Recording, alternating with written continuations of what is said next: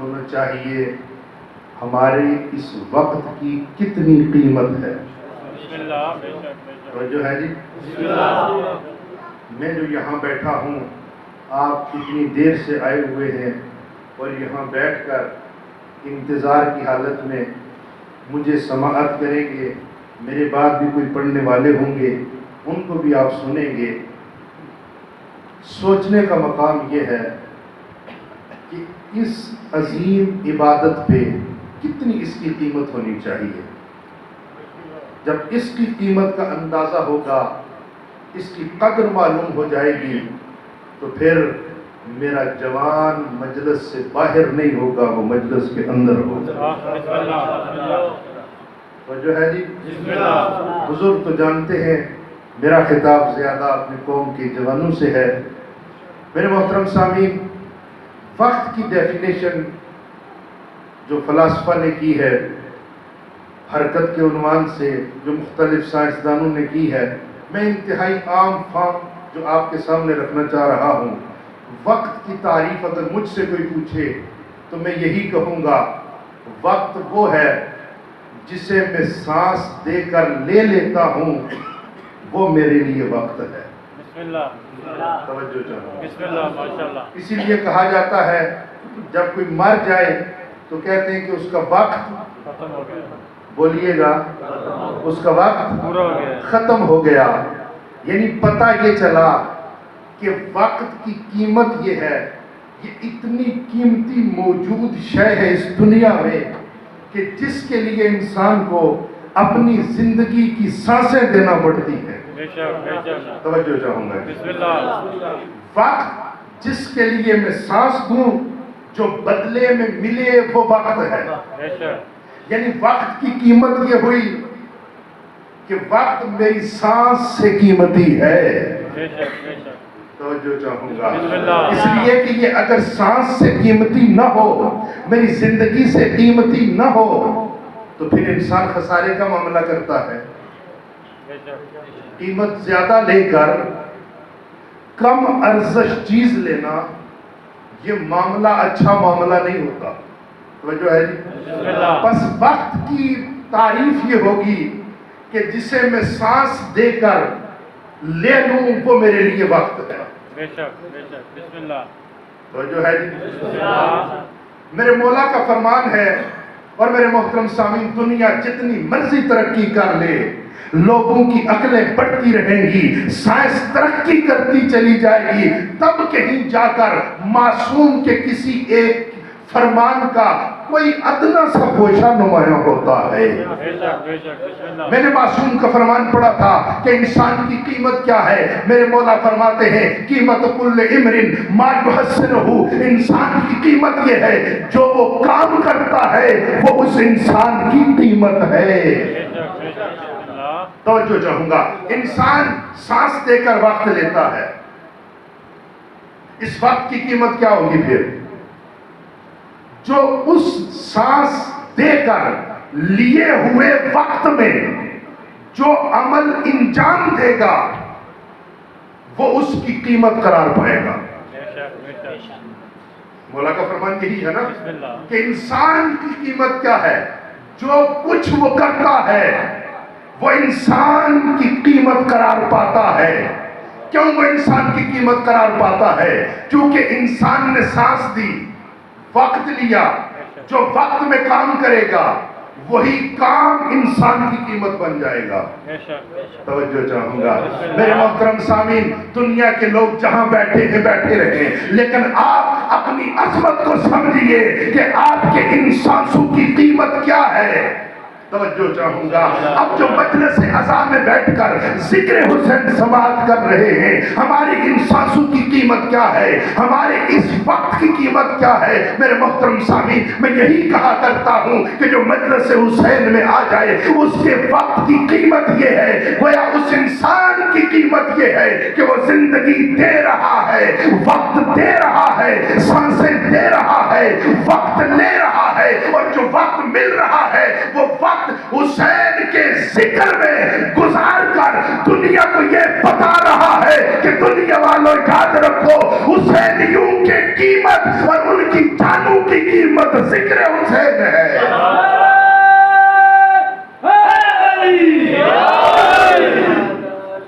यानी अगर मजलिस में बैठकर मुझसे कोई पूछे कि मेरी इस वक्त इस जिंदगी की कीमत क्या है, तो मैं कहूंगा जिक्र हुसैन। कितनी अजीम इबादत है। और मेरे मोहतरम सामीन, जिस बंदे को ये पता चल जाए, मैंने कहा था और कहा करता हूं, मजलिस में जो चल के आता है इंसान, जब उसका कदम अपनी दहलीज खाना से बाहर निकलता है, उसकी किससे भी काबिल जब वो नियत करता है कि मैं जा रहा हूं हुसैन की मजलिस को सुनने के लिए, उसका सवाब वहां से शुरू हो जाता है। उसका सवाब वहां से शुरू हो जाता है। अब उसका कदम जो उठा, दहलीज से बाहर निकला, अब इसके कदम उठते जाएंगे, सवाब लिखता चला जाएंगे, फरिश्ते और कितना सवाब लिखेंगे। लेकिन मेरे मोहतरम सामीन, जब इंसान घर से निकला, इस नियत से आया कि मैं हुसैन की मजलिस सुनने चला, कोई रास्ते में पूछे कहां जा रहे हो, क्या जवाब होगा? हुसैन की मजलिस। गाड़ी पे सवार हुए, कोई आशना मिल गया, पूछा शाह साहब कहाँ? कहा मजलिस हुसैन। तवज्जो। मस्तूरात को लेके कहाँ चले? कहा मजलिस हुसैन। मेरे मोहतरम सामीन, जब नाम मजलिस हुसैन का आ गया, फिर सारे रिश्ते खत्म, फिर सारी निस्बतें खत्म, फिर एक की निस्बत है, बस एक रिश्ता हुसैन से है। यही वो रिश्ता है जो हमें तस्बीह के दानों की तरफ अपने गिर्द जमा किए हुए है। जैसे एक धागा होता है और उसी से हर तस्बीह का दाना जुड़ा होता है और मुत्तसिल होता है। ये जिक्र हुसैन है और इसकी बरकत है। पढ़ने वाला कोई हो, सुनने वाला वो नहीं देखेगा कि मैं कहाँ बैठ रहा हूँ, किसके साथ बैठ रहा हूँ, बस यही होता है। उन्वान है मजलिस शब्बीर।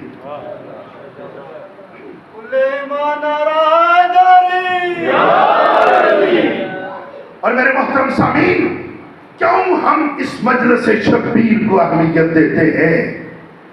दुनिया हम पे एतराज करती है। गम की सरिश्त ये है, गम खत्म हो जाता है।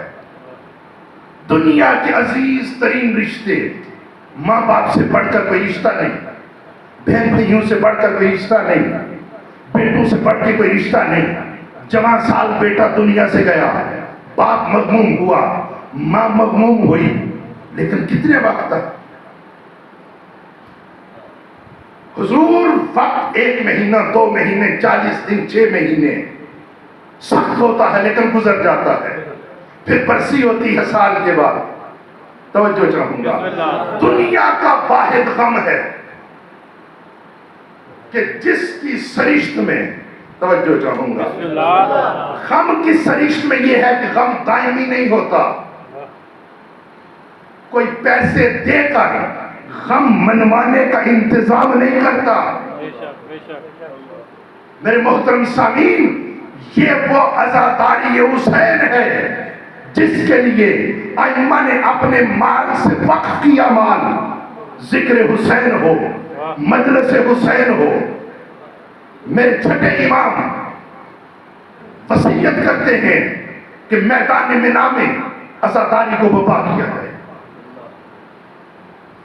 तवज्जो चाहूंगा, मैदान मिना में अज़ादारी को वक्फ की, अज़ादारी को मनाया जाए। माल वक्फ किया। खुद आइम्मा ने अपनी जिंदगी में मर्सिया खानों को बुलाया, नोहा खानी करवाई। ये वो वाहिद गम है कि जिसको दवाम है। दुनिया के गम खत्म हो जाते हैं, लेकिन एक गम शब्बीर ऐसा गम है कि जो हमेशा से है और हमेशा रहेगा। ये वो वाहिद गम है। और मेरे मोहतरम सामीन, हम जो गम मनाते हैं, तीसरी बात, हम जो गम मनाते हैं, इस गम मनाने में हमारा हदफ क्या है? راز کیا ہے؟ کوئی خلاف فطرت کام ہے؟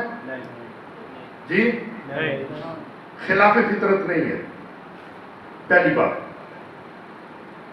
اب میں وہ زیادہ علمی بات کروں گا تو آپ کو نیند آ جائے گی۔ ایک صلوات پڑھیں محمد وآل محمد۔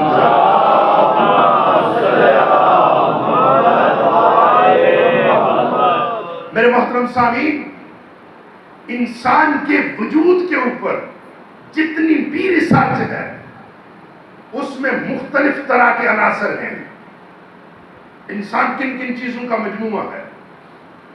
انسان ایک تو اس کا یہ باڈی سٹرکچر ہے، اس کے اندر کیا ہے کیا نہیں، اس میں نہیں، میں کوئی مادی گفتگو نہیں کرنا چاہتا، لیکن انسان، اسی انسان کے اندر احساسات ہیں، جذبات ہیں، عواطف ہیں۔ توجہ چاہوں گا، بسم اللہ، اسی انسان کے، اسی جسم کے اندر، اور بہت سے فقہی احکام بھی اسی سے متعلق ہیں۔ توجہ چاہوں گا۔ بسم اللہ، بسم اللہ، جب ہمارے مولانا حضرات تعریفیں کرتے ہیں تو کہتے ہیں کہ جب بیوی کام کرے اس کی تعریف کرو۔ توجہ چاہوں گا، بسم اللہ، بیوی کام کرے اس کی تعریف کرو، کھانا پکائے تعریف کرو، بہت اچھا تھا۔ توجہ ہے؟ بسم اللہ، گھر کا کام کرے شکریہ ادا کرے۔ کیوں؟ اس کا تعلق کس چیز کے ساتھ ہے؟ اس کا تعلق احساسات سے ہے، اس کا تعلق عواطف سے ہے۔ اس کا مطلب یہ ہے کہ اسلام کے بہت سارے احکام کا تعلق انسان کے عواطف، انسان کے احساسات، انسان کے جذبات سے ہے۔ جہاں یہ جذبات ختم ہو جائے وہاں دہشت گردی آتی ہے۔ توجہ چاہوں گا، بسم اللہ، وہاں دیکھیں گے جو مختلف لوگوں کو تیار کیا جاتا ہے ان کے اندر ہوتا کیا ہے؟ ان عواطف اور احساسات کو ختم کر دیا جاتا ہے۔ جب عواطف اور احساسات کو ختم کر دیا جائے پھر فرق نہیں کرتا کہ وہ کسی کا گردن کاٹے، کسی کے جسم کو زخمی کرے، پھر فرق نہیں ہوتا۔ اس کا مطلب یہ ہے کہ انسان کے بہت سارے اعمال کا تعلق انسان کے عواطف سے ہے۔ رونا بھی انسان کا عمل ہے، اس کا تعلق انسان کے عواطف سے ہے، انسان کے احساسات سے ہے۔ توجہ چاہوں گا، لوگ ہمیں کہتے ہیں بھائی کیوں امام حسین پہ روتے ہیں؟ شہادت بہت بڑا رتبہ، آپ کو تو شکر کرنا چاہیے کہ آپ کا امام 10 محرم کے دن شہادت عظمیٰ کے رتبے پہ فائز ہوئے۔ جب شہادت عظمیٰ کے رتبے پہ فائز ہوئے پھر رونا کس بات کا؟ آتی ہے نا یہ باتیں؟ بے شک، بے شک، یہاں تو آپ کو جشن منانے چاہیے، روتی کیوں ہے شیعہ قوم؟ میرے محترم سامعین، میں بڑی ذمہ داری کے ساتھ بات عرض کر رہا ہوں۔ آپ سورہ یوسف کو اٹھا کر دیکھیں۔ سورہ یوسف جب یعقوب رو رہے تھے، میں فقط اپنے جو میری موضوع سے ریلیٹڈ بات ہے اسی کو لے کے آگے بڑھوں گا۔ جب جناب یعقوب رو رہے تھے جناب یوسف پہ، مجھے انصاف سے بتائیں دوسرے بھی یعقوب کے بیٹے تھے یا نہیں؟ جی، ہماری ان کے ساتھ کیا دشمنی ہے؟ نبی ان سے راضی نہیں۔ نبی کیوں راضی نہیں ہے؟ اس لیے کہ نبی کے بیٹے نہیں ہیں؟ نہیں، جناب یعقوب روتے کیوں تھے؟ اس لیے اللہ کا نبی ہے، اللہ نے قرآن میں اسی نبی کے رونے کو کہا فَصَبْرٌ جَمِيلٌ۔ یعقوب روتے تھے لیکن یعقوب صابر بھی تھے اور ان کا صبر بہت اچھا تھا۔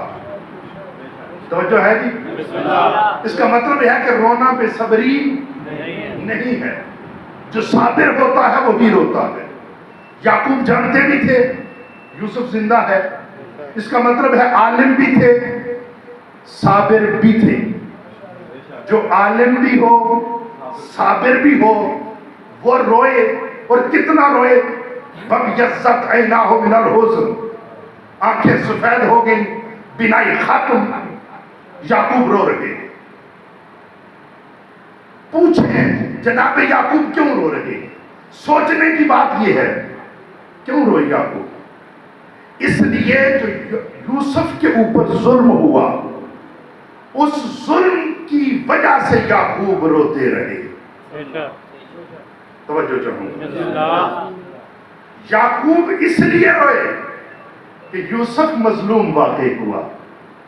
یوسف کبھی مصر کے بازاروں میں بکا، یوسف کو کبھی سپرد چاہ کیا گیا، یوسف کو کبھی تماچے لگے۔ یہ اللہ کے نبی کا بیٹا، اس پہ مظالم ڈھائے جاتے رہے، یعقوب روتے رہے۔ میرے محترم سامعین، اس کا مطلب یہ ہے کہ جہاں ظلم ہوتا ہے وہاں رونا بدعت نہیں، عین عبادت بن جاتا ہے۔